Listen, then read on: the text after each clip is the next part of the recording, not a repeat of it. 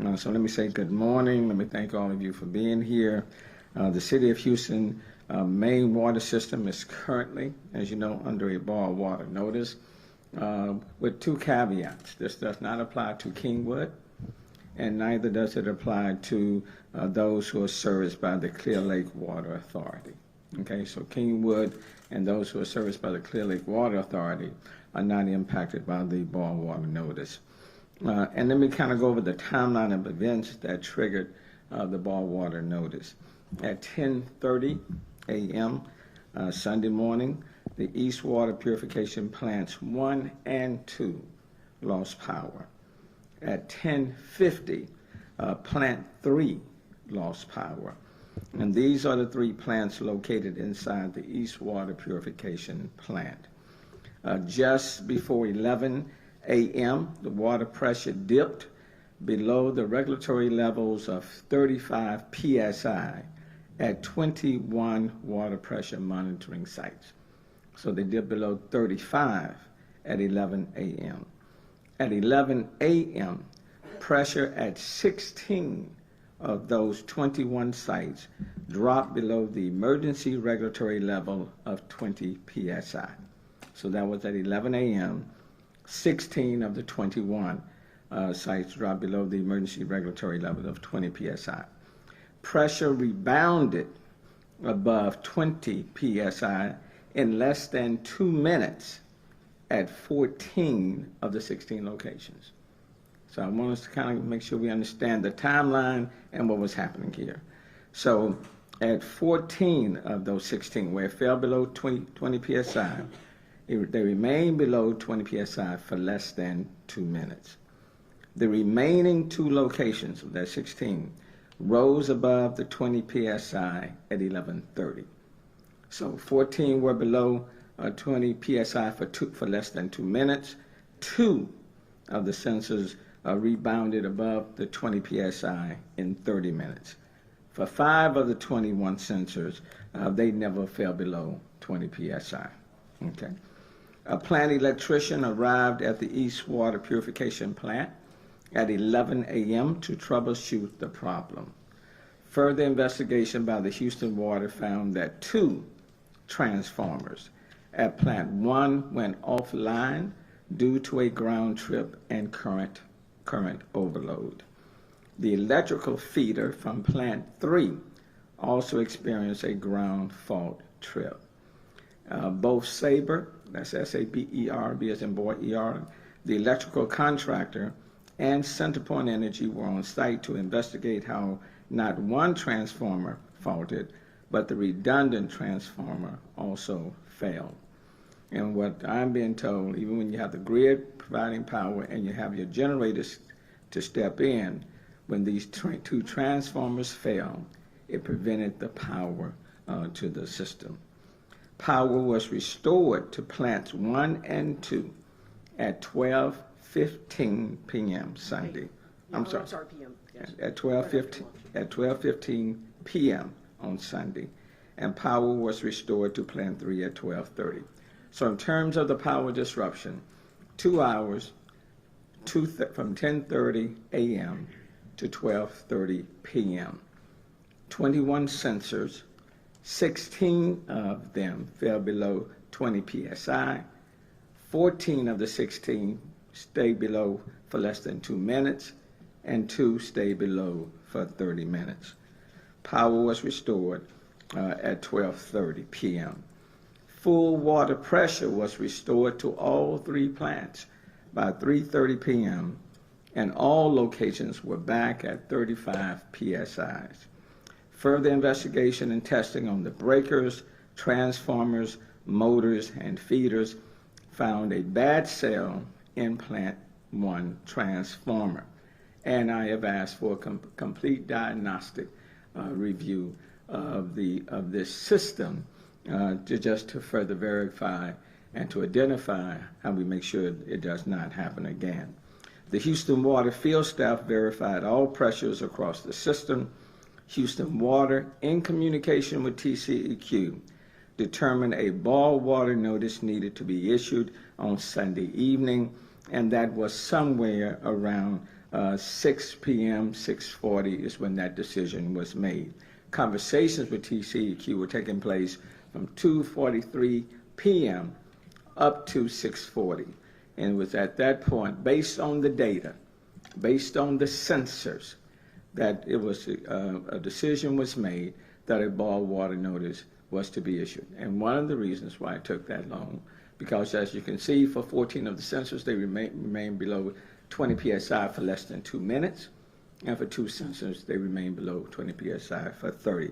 So there were questions as to whether or not even a boil water notice needed to be issued. A decision was made out of abundance of caution to issue the boil water notice, and it was done. Notice was sent to the public at 6:44 p.m. Sunday night. And here's where we stand right now. The TCEQ approved our water sampling plan at 10:41 p.m. Sunday night. And I want to thank TDM, Texas Department of Emergency Management, and TCEQ for working with the Houston Public Works Department. They approved the water sampling plan at 10:41 p.m. Sunday night. Samples were pulled from 29 locations at 6 a.m. and 9:30 this morning. 2 locations, and out of, again, abundance of caution, just in case if the first sample didn't pan out, then we had another sample ready to go. All the samples arrived at Houston Water Labs by 9:45 this morning. The samples will then sit and incubate for at least 18 hours per state regulations, and the first reads of the samples will be taken at 3, that should be 3 p.m. Well, we'll review it, but the first official read that we can do is at 3 a.m. At 3 a.m. to determine if the water is free from contamination. Those results will be sent to the TCEQ for verification and to determine if the city can rescind the boil water notice. Although there'll be various readings throughout the day that will give us some indication as to whether or not we anticipate the end result to be a very positive one. We are optimistic the results will come back clean.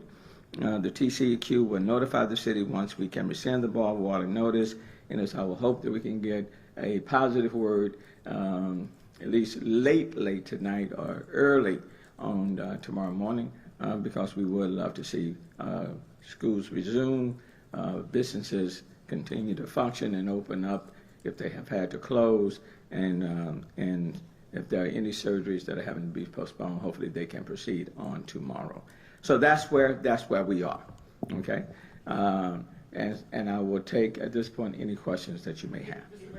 One at a time. Mr. Mayor, people who live in, say, West Houston, in the 4th largest city, wonder, a plant goes down on the east side, why do I have to abide by this notice? Can you someone explain the logistics of the water system here? The East Water Purification Plant provides water to pretty much the city as a whole, with the exception of Kingwood and those who receive service from the Clear Lake Water Authority. They have their own sort of systems.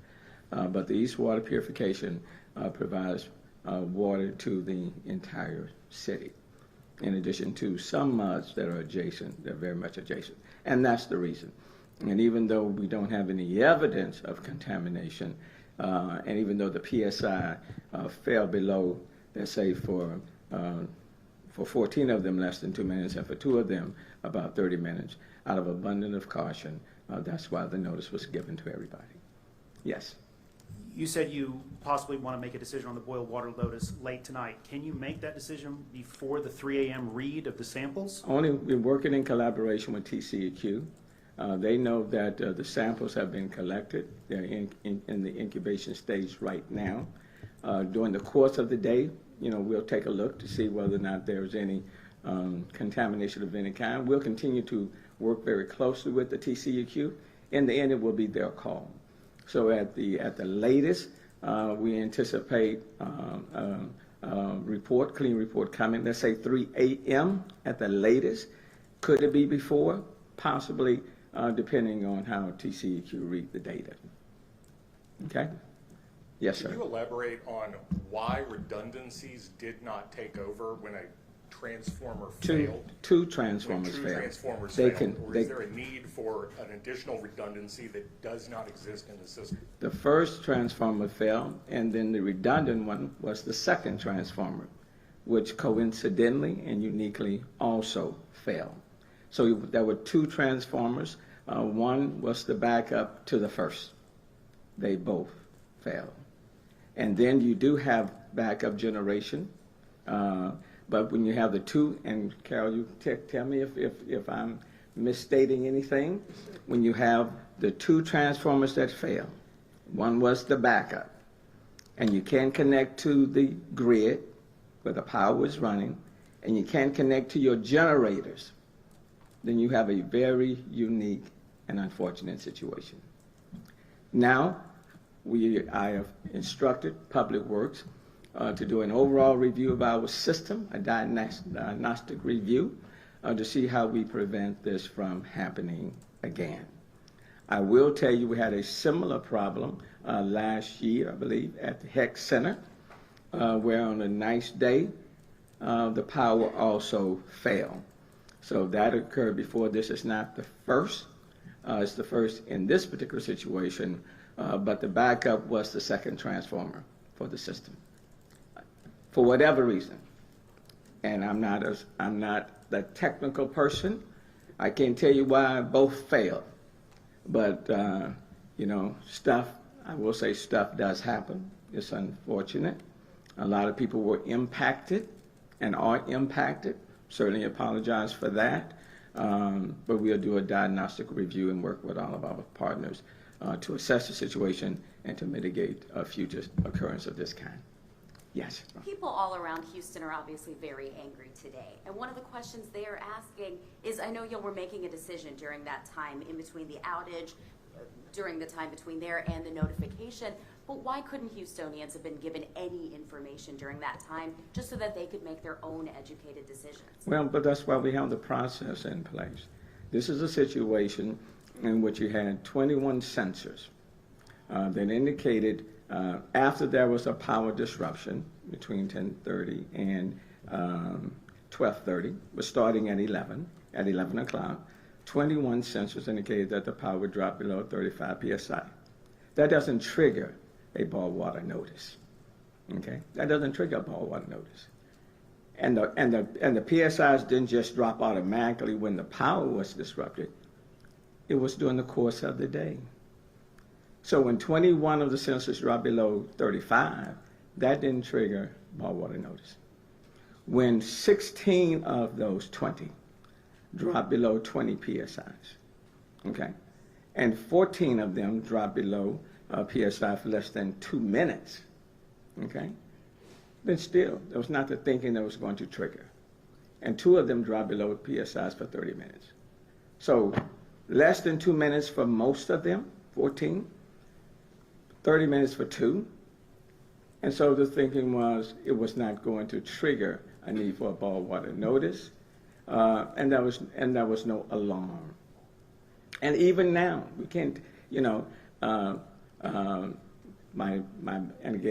my notion is that the water is safe, but between 2:43 p.m. up to 6:40 p.m., the team, Houston team, was in collaboration with TCEQ. Everybody's looking at the data. Everybody's looking at the data. A decision was then made out of an abundance of caution, okay, to then issue the boil water notice.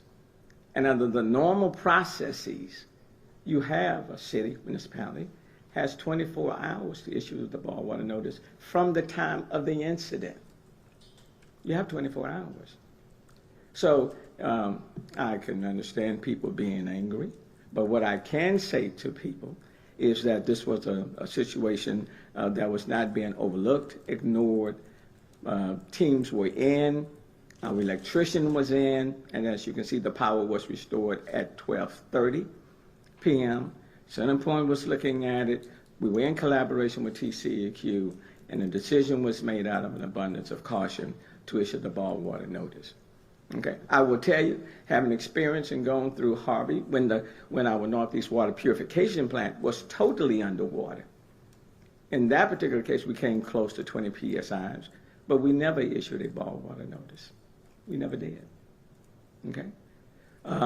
So I can understand people's concern when we finally did it, but do understand we had 24 hours. In this case, in our collaboration, everybody looking at the data, looking at the sensors and what the read was, a decision was made out of an abundance of caution to issue the boil water notice, and that is what we did. Yeah. It's also very important. Go. It's also very important to note that we had no indication that the system had been infiltrated, unlike when we had the 96-inch line break where we knew that the system had been exposed, that the potential for contamination to get in. In this particular case, the system had not had any indication that we had the potential for contamination to get in while we went through this, which was why we went through the process of calibrating the pressure reads and working with TCEQ over the course of the afternoon. And it really was at the end of the day that we said, out of an abundance of caution and, the fact that we did dip below that 20 PSI that the issuance needed to happen. But we had no indication, we still have no indication that the system was compromised at any point, and that it had any of the type of catastrophic potential that a larger event might have had and caused an immediate notice, which is what you got when we had the Clinton Drive failure that happened. So in this case, it was the process working through, and we still do not have any indication that we had any intrusion or anything that got into the system at all. But we are following through the process to make sure that we ensure for everybody that the water is safe. What time, can you just reiterate, sorry, what time did it drop below the regulatory levels, the 20? Go on, yeah. Sure. So the first sensors alarmed at 10:58 that we were below 35. The second sensors alarmed, 16 sensors alarmed at 11 a.m. that it was below 21. At 11:02, 14 sensors were back above 20. At 11:30, the 2 remaining sensors were back above 20. So before 11 o'clock, they were below the regulatory levels, right? It wasn't until 11 a.m. They were below 35, but still above the emergency regulatory levels at 10:58. At 11 a.m., 16 sensors dipped below the emergency regulatory level. So even though you guys didn't realize at the time this would trigger a boil water notice, don't you still think it's important that the water pressure still went below the regulatory levels around 11 a.m. And again, we didn't find out until, I know you guys have 24 hours, but. Bear in mind, the conversations with TCQ was at 2:43, started at 2:43. No one said a boil water notice had to be issued. You had 14 sensors that were below 20 PSI for less than 2 minutes. Okay? There was no indication, as Director Haddock has indicated, that there was any intrusion in the system. There was no indication. And you had 2 sensors, that stayed below 20 PSIs for 30 minutes. And the power was restored to the entire system at 12:30. So there was no indication there was any intrusion. And you had a dippage that was significant, within a short period of time in comparison to when the 96? When the 96 rupture took place and the power dropped, it stayed below. And I experienced that as well, okay? It stayed below. This did not compare at all to what took place then when the 96-inch power. What about last year, the February freeze? You mentioned we're going to review what actions need to be taken. Can you talk already about what specifically? Well, the February freeze is a totally sort of different matter. You lost power and water, and things remained down for several days, okay? For several days. We are talking about 14 of your sensors falling below 20 PSIs for less than 2 minutes. So let's not necessarily compare February Windstorm Uri with this situation. We do have 2 transformers that malfunction, and so we do need to do a diagnostic test analysis on why that occurred and how we can prevent that from happening again. Can you talk quickly about the infrastructure at that plant? I saw some pictures where you see molded and rusted equipment. Can you dive into the last time you toured the facility and how they're keeping up to date with their equipment? We provide regular maintenance to all of those facilities. In this case, there were 2 transformers I know people are looking for some other things out there. There were 2 transformers that fell. We prefer that not to occur? No. Okay. But the team was on it. They reviewed it. The electrician was out there within 30 minutes. Within 30 minutes, they were out there. And then Centerpoint was also out there. Now, do you want to give a boil water notice to a city of 2 million plus people? No. It affects schools and businesses and surgeries? No. But at the same time, after looking at the data, working in collaboration with TCEQ and the partners, out of an abundance of caution, the decision was made to do it. Mayor, on Yes. the backup generators, you mentioned them earlier. Yes. Energy tells us there were 32 of them at the Federal Road plant. They were available and ready, but were not turned on. Just to clarify, did the city ever request from Energy that Energy turn those on, and if not, why not? And again, I'm going to let Carol explain it because as it has explained to me. So no, so we did not request the backup generators be turned on because our actual primary feed through the grid was actually still up and providing electricity. The failure was inside the plant that was between the supply side and getting to our treatment facility. And so even if the backup generators had been on, we would have had the same problem. And so the primary focus in that 2-hour window was getting those transformers reset, getting that backup and getting the power through it. So we did not call for the backup generators, but they would not have made a difference since that was not, the supply of power was not the issue. And a brief follow-up to a question over there earlier. You mentioned the sensors. Where were they located? Were they spread throughout the city, or were they just at that one plant? So we have sensors throughout the city. The 21 that alarmed are primarily the plant is located near the intersection of Clinton and Federal Road, so on the east side. The majority of the sensors were kind of in a swath that went basically from there just inside 610 kind of down, and then there were a couple that continued on a little bit in the northwest area. And let me just say, because the second transformer was the backup to the first, and it also failed, that's why I've ordered a diagnostic review and bringing in an outside team to look and see, to assess what took place there and how that can be mitigated in the future. But the second transformer was the backup to the first. Okay, any other? Final questions, one here and one. Yes, sir. Yes, First sir. of all, I just want to be clear, what specifically did the power outage affect? Was it the treatment process, or was it the ability to pump the finished water out to the system? So it was both.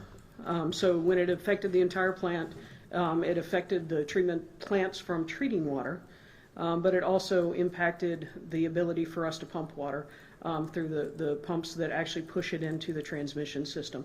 That was actually what caused the pressure loss. We had enough water in the ground storage tanks. It was the pushing the water into the system that resulted in the pressure loss. Can you also explain again about the generators? Because there's a lot of people that were asking that, why wasn't there something that just instantly prevented that power disruption? I understand you have to call for the backup generators to come out, but is there nothing on site, given that PSI is such a critical component of water treatment, is there anything on site that could have prevented that interruption in power at all? So that is actually one of the questions that we will be working with the forensics to ask that specific question. We had state of practice redundancy built into our system, but we're gonna push ourselves to go beyond that and ask those questions. The feed fed the entire plant and those pumps. Do they need to be evaluated different? That's going to be some of the questions that we ask through this after action review. Let me just say to you, that was the question that I asked. Okay, because we are designing a resilient, sustainable system. So when I got the call on yesterday, and they told me there was a power disruption, the question that I immediately asked, did the generators kick on? And I was told, no, Mayor, the generators didn't kick on, and I asked why. Okay, why did they not kick on? Okay, and then through a lot of conversations were taking place, and they got back and said transformers malfunction. And I asked, why? Okay. And so what we are going to do, and what I've instructed Houston Public Works, is to do a diagnostic review to explain to me exactly, what took place and how we can prevent it from taking place again, or at least to mitigate. Okay? But the second transformer was intended to back up the first. And then if you have the generators in place when the grid power goes out, and then if the transformers are in between, then I'm still not a happy trooper. So those are the questions that I've asked, and what I would say to the people in the city of Houston, we'll work through the system, we'll do a diagnostic review, and so we'll address that situation. Okay. Any other questions on this subject? Does the city plan to distribute any water today? And if not, why not?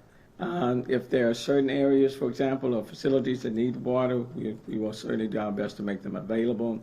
But from all indications, this is not like Winter Storm Uri when you lost power and water. You can borrow your water and then move forward. Some of the businesses are doing it. For example, there's no disruptions, for example, at the airports. They're moving forward. And when it's lifted, is it going to be piecemeal or it's going to be lifted citywide? The entire city. The entire city. You're talking about if the boil water notice is suspended, it'll be for the entire city. And again, Kingwood and those serviced by Clear Lake Water Authority are not impacted. Yes. Yeah, I mean, if, for example, with the mayor's office, people with disabilities, if there are people who are needing it, we certainly will be doing our best to provide water for them. And then we've had some other companies to reach out and say if we need their assistance, they're prepared to do that. Okay. I just have a quick clarification question. Sure. Does TCEQ have to order the boil water notice? Yes, they're the ones. The city? Does So the city of Houston issues the boil water notice, but we do that in consultation, and basically we get concurrence from TCEQ that based on the data they reviewed, that they concur that we need to issue a boil water notice, and then as the owner of the utility, we actually issue it, and that's why we issued it at 6:47. But you have to do it with TCEQ's permission, basically? So yes, we worked with them on the data that we had. They reviewed the data. There were questions throughout the course of the day whether or not that we had actually tripped enough triggers to require it because they rebounded so quickly. But we worked with them on the data. We did the back calibration, and they confirmed that reviewing the data, they agreed and instructed us to move forward with the boil water notice. And then just a clarification on what's the potential that can happen when the PSI falls that low? So when the PSI gets below 20, and the state can certainly, because this is a statewide requirement, but that is the potential that you could actually have contaminants introduced into the system. And that's why they require that boil water notice if it goes below 20 PSI for an extended period of time. It is not one of the primary listed. If you go out to the state code and look at the 5 conditions, you have filters, or you have too high a turbidity coming out of the plant, or you have known contaminants. We didn't trip any of those because we didn't have any of those conditions. This is one that is a consult with TCEQ on the data that you have available. The professionals on both sides reviewed the data, reviewed the information, and said that we felt like we needed to, out of an abundance of caution, make sure that we got through this. Again, we did not have any indication yesterday, today, of any intrusion in the system at all. Any plans to add text messaging to the advisories for the city and not just email? Some people were saying they did not get that email message for hours. We did send it out, Alert Houston. I know I talked to Chief Buenick with the Director of Homeland Security, and under emergency provision, instructed them to send out text messages. Okay. We know, though, a lot of people didn't get those messages until about 10:30. That's the time we got from a lot of our viewers. So we just didn't know, were there any plans to make that earlier if the decision was made at about 6:40? Let me just say, I know we relied heavily on getting the social media aspect, sending out the emails, and then I know I talked to Chief Buenick myself and instructed that the text messages go out. So any way to improve that? We know there are a lot of people who aren't signed up for these messages and things Right. like that. And of course, it's important information. Yeah. So the first thing is, I would say for everybody, it is important to register with Alert Houston. It is one of the primary channels during emergencies that we transmit information. And it is certainly, we've already got it on our list on the after action review of making sure that notification happens earlier. In the past, we were in weather emergencies, so we were already in those communication channels. In this case, it was not a weather emergency. So we're absolutely going to review our processes on that and evaluate the revisions to that process to see if that happens simultaneously. So when did y'all notify the other municipalities? So the Did all of that happen at the same time? So the phone calls, we had the team that manages our contracts started making phone calls right after 6:40 when we had the phone calls, emails, texts to all of our contract customer contacts that we have available to us. Those calls had all been completed before 8 to notify all those adjacent that take water from our main water system. And are you looking at ways to send those text alerts and those emails to everybody within a geographic area? Is there a way to do that now, or if not, is that something you're looking at doing? Because we have heard from a lot of people that did not get the text, did not get the email. I know Chief Bunig, but the Department of Homeland Security is taking a look at all of that. And so we'll see how we can certainly improve it and make sure that it's much more ubiquitous. So we'll take a look at that. What about the emergency alert system, given this was a civil emergency? I thought I issued that, but did it not go out?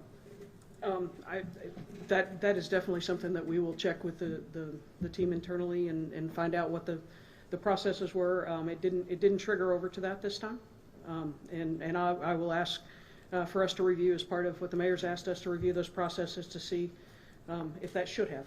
But Mr. Mayor, you did ask for a triggering of the EAS? I wanted the notices to go out. Of the alert Houston. Of the alert Houston, yes, sir. Okay. Okay. So Ben, this is the third water bond notice as far as that I can recall. One dealt with the 96-inch pipeline breakage, and in that situation, your PSI level was down for quite some time. Okay. Didn't even come close to this. It was down for quite some time. The second was Winter Storm Uri, and we were without power and pressure for several days. In this particular situation, as we have already described, you've heard several times when the PSI levels dropped below 20 and how long that was. So again, out of abundance of caution, in collaboration with TCEQ, the ball water notice was issued, and then we'll do a diagnostic review to see how we can mitigate this situation from happening again. Certainly want to say to people in the city of Houston, certainly apologize for the disruptions, kids having to miss school, businesses impacted, even some elective surgeries having to be postponed. But our hope is by late tonight or early tomorrow morning, we'll get a positive response from TCEQ, and that the ball water notice can be lifted. That's where we are. Let me thank you all, and I hope we've answered whatever questions that you may have. Mayor, the first event you mentioned, was that the entire city, or is this the first time the entire city? That was the east. The 96-inch was the entire. That was the entire main system. Uri was the main system as well as some of our isolated. Yeah.